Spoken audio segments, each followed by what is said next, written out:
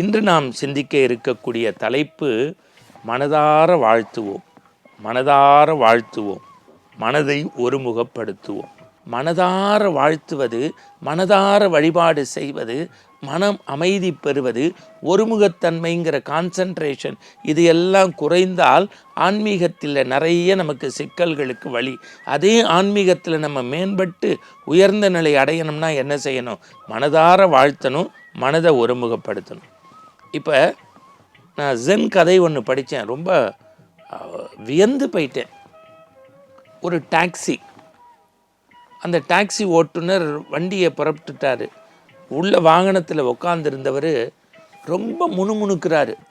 இந்த ஓட்டுநரை திட்டிக்கிட்டே வராரு, கடும் சொற்களை சொல்கிறாரு. சொல்லக்கூடாத அபயகரமான சொற்களை எல்லாம் அந்த காலை வேளையில் சொல்லிக்கிட்டே வராரு. ஒரு நிறுத்தத்தில், ஒரு சிக்னலில் டாக்ஸி நின்றுச்சு. இந்த டாக்ஸி டிரைவர் வாயில் ஏதோ முணுமுணுத்துக்கிட்டே வண்டி ஓட்டிக்கிட்டே அப்படியே நின்னாராம் ரெடி பண்ணி. அப்போ இந்த பிரயாணி கேட்டாராம், ஏன்பா ஒரு 20 நிமிஷமாக உன் வண்டியில் வரேன், ரொம்ப மெதுவாக போகிற, பொறுமையாக போகிற, நான் விமானத்தை பிடிக்கணும், ஆனால் இந்த நிறுத்தத்தில் நிற்கும்போது கூட உனக்கு படபடப்பு பரபரப்பே இல்லாமல் வாயில் ஏதோ முணுமுணுக்கிறிய என்னென்னு. இல்லை, இறைவனுடைய நாமத்தை உச்சரிக்கிறேன், இறைவனுடைய நாமத்தை உச்சரிக்கிறேன். அதுக்கு உள்ளே இருந்தவர் சொன்னாராம், நீ உச்சரிக்கிறது யாருக்காக, நீ உச்சரிக்கிறது யாருக்காக அப்படின்னாராம்.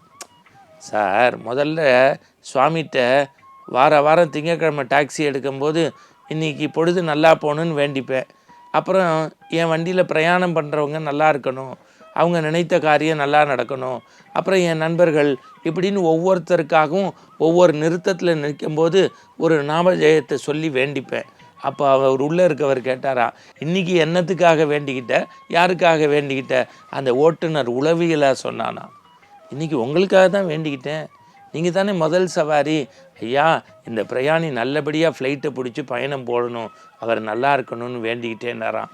இவர் மூஞ்சி அப்படியே சுருங்கி போச்சான்.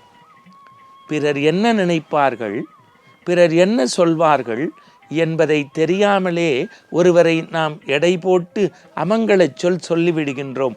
ஒருபோதும் சொல்லாதீர்கள். நான் இப்படி சொல்லட்டுமா, மனதில் ஒருமுகத்தன்மை இருந்துருச்சுன்னு வச்சுக்கோங்களேன், கேட்டது கிடைக்குமா? ஒரே ஒன்று சொல்லட்டுமா, இந்த உலகத்தில் அத்வைதத்தை பரப்பிய ஆதிசங்கர பகவத்பாதா சிறு வயதில் திருவோடு ஏந்தி ஒருத்தர் வீட்டில் குருகுல கல்வி படிக்கின்ற போது பவதி பிட்சாந்தின்னாங்க. அன்றைக்கி துவாதேசி, ஏகாதேசியில் விரதம் இருந்து துவாதேசியில் விரதம் விடணும். அவர் கேட்ட அந்த பிட்சை பாத்திரத்தில் பிட்சை இடுறதுக்காக உள்ளே போய் தன் உணவுக்காக வைத்திருந்த ஒற்றை நெல்லிக்காவை கண்மூடி பாத்திரத்தில் போட்டா உடனே பதிலுக்கு அந்த குழந்தை கண்மூடி கான்சன்ட்ரேஷனோட ஒருமுகத்தன்மையோட சில ஸ்லோகங்களை, தோத்திரங்களை சொல்லத் தொடங்கியது. நெல்லிக்காய் மலையாக கொட்டியது. வெறும் நெல்லிக்காய் இல்லை, தங்க நெல்லிக்காய். அதுக்கு பேர் கனகதாரா தோத்திரம். சொன்ன குழந்தை ஆதிசங்கர பகவத்பாதா. காரணம் என்ன? இந்த அம்மா பசியை போக்கணுங்கிற நல்ல எண்ணம், வாழ்த்து இருந்தது. அவர் கவனச்சிதர்வு இல்லாமல் மந்திரத்தை சொல்லி நெல்லி மூட்டையே வர வைச்சார். இப்போ நான் ஒன்று சொல்கிறேன் பாருங்கள், இந்த ஒருமுகத்தன்மை இருக்குது பாருங்கள், அது ரொம்ப ரொம்ப முக்கியம். கலைவாணர் என்எஸ் கிருஷ்ணன் ஒரு முறை ரயில் பயணம் பண்ணபோது ஒரு பெரிய இறைநெறி கச்சேரி பண்ணுற ஒரு பெரிய குரூப்பு அந்த வண்டியிலேயே ஏறிக்கிட்டாங்களாம். மறுநாள் பார்த்தா இவர் போய் நிகழ்வு பண்ண வேண்டிய இடத்துலையே அவங்க கச்சேரி. எல்லாரும் கச்சேரி முடிஞ்சோடனே கலைவாணரை 2 வார்த்தை வாழ்த்த சொன்னபோது அந்த கடம் வித்வானை கூப்பிட்டு கை நிறைய பணம் கொடுத்து வாழ்த்தினாராம். அப்போ பாடினவங்களோ மற்றவங்களோ என்னன்னு வியந்து பார்த்தாங்களாம். ஒரே பயணத்தில் தான் வந்தோம், அந்த தொடர் வண்டி ரயில் வண்டி பயணத்தில் அவ்வளவு இடர்பாடுகளுக்கு மத்தியிலையும் 10 மாத குழந்தைய பாதுகாக்கிற மாதிரி அந்த கடத்தை பாதுகாத்தே கொண்டு வந்தார்ல, அவருடைய கவனச்சிதர்வு இல்லாத நேர்த்தியான செயலை பாராட்டினேன்னாராம்.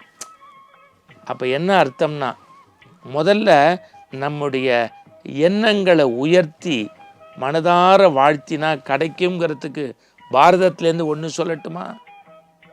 படித்தவர்கள், அறிவுடையவர்கள், அந்தணர்கள், ஆச்சாரிய பெருமக்கள் நிறைந்த சபையில் துச்சாதனன் துகில் உருந்தபோது நம்பிக்கையோடு சிரசுக்கு மேலே கரம் உயர்த்தி கண்ணா என்னை காப்பாற்று என்றவுடன் வளர்ந்தன வளர்ந்தன வளர்ந்தன வண்ண பொற்சேலைகள். அதுதான் அசோகவனத்தில் இருக்கக்கூடிய அன்னை சீதா பிராட்டியை பார்த்து வர்றதற்கு முதல் தூதுவனா லங்கைக்கு போவதற்கு புறப்பட்ட காரிய சக்தி சொல்லின் செல்வன் அற்புதமான ஆஞ்சநேயன் வாயுபுத்திரன் கடலை பார்த்தோன்னு கொஞ்சம் கூட கலங்கலையா.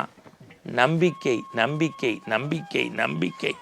அவனை மனதை ஒருமுகப்படுத்தி ராமநாமத்தை சொன்னாராம். அந்த கடலை தாண்டிட்டாராம். எப்படி முடிந்ததுன்னாராம், என் தலைவனின் மந்திர சொற்களால் ஆச்சுன்னாராம். இதையெல்லாம் விட குலசேகர ஆழ்வார் இருந்தாரே, எல்லா ஆழ்வார்களையும் விட பெருமாளுடைய கைங்கரியத்தில் இரண்டர கடந்ததற்கு காரணம் அவருடைய அபரிமித ஒருமுகத்தன்மையோடு கூடிய பக்தி. இன்னும் சொல்லப்போனால் நாராயணா என்கின்ற நாமம் இந்த மண்ணுலகில் சாதாரண மனிதர்களாலும் உச்சரித்து சொல்லப்படுவதற்கு காரணம் என்ன? காரணம் என்ன? ராமானுஜருடைய அர்ப்பணிப்பும் மனம் கனிந்த வாழ்த்தும் பிறருக்கு உயர வேண்டும் என்கின்ற ஒருமுகத்தன்மை எண்ணமும் தான் ஆன்மீகத்திலும் ஒருவரை உயர்த்தும், சமூக வாழ்க்கையிலும் உயர்த்தும். நாம் மீண்டும் சொல்கின்றோம், மனதை ஒருமுகப்படுத்துவோம், பிறரை மனதார வாழ்த்துவோம். இதையே இன்றைய சபதமாக எடுப்போம். மீண்டும் நாளை சந்திப்போம். வணக்கம்.